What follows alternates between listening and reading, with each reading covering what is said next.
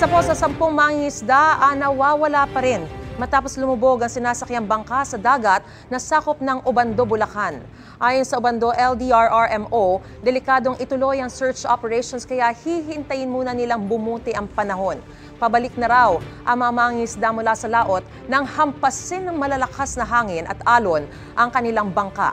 Agad silang hinanap ng MDRRMO at ng Philippine Coast Guard matapos matanggap ang ulat sa insidente kahapon ng umaga. Siyam sa mga mangingisda ang nailigtas. Ipina-check up at nakauwi na sila.